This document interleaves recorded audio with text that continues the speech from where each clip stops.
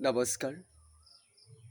অসমবাসীৰ মোৰ দাদা খুৰা বন্ধু ভাইটি, মই আপোনালোকক আজি জনাব বিচাৰোঁ যে আমি যিকোনো কোম্পানীত কাম কৰোঁ, সেই কোম্পানীত যেতিয়া কাম কৰোঁ, কামখিনি নিজৰ বুলি কৰিব লাগে। তেতিয়া চাব, যিটো কাম নেকি 20 দিনত হ'ব লাগে, হয়তো 15 দিনত সেই কামটো হৈ পৰে।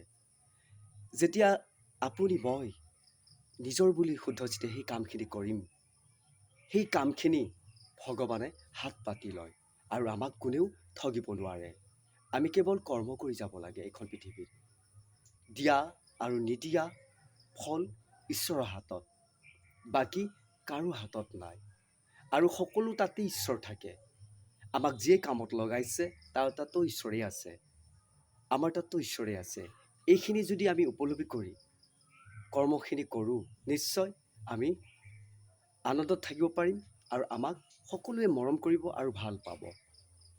সেইকাৰণে কৈছোঁ, বিচাৰখন ঈশ্বৰে কৰে, আমিবোৰ নকৰোঁ। যদি এই কথাখিনি আপোনালোকৰ ভাল লাগে, মোক মৰম দিব। মই আপোনালোকৰ বাবে ভগৱানৰ ওচৰত এটাই প্ৰাৰ্থনা, যাতে আপোনালোকক দুখ আৰু সুখৰ মাজত আনন্দ ৰাখে আৰু আপোনালোকৰ প্ৰাপ্যবোৰ ভগৱন্ত পুৰুষে সেইজনৰ হৃদয়ত থাকি যাতে সময়মতে দিয়ে, এই মোৰ কামনা ঈশ্বৰৰ ওচৰত প্ৰাৰ্থনা জনাই আজি বিদায় ল'লোঁ। ধন্যবাদ।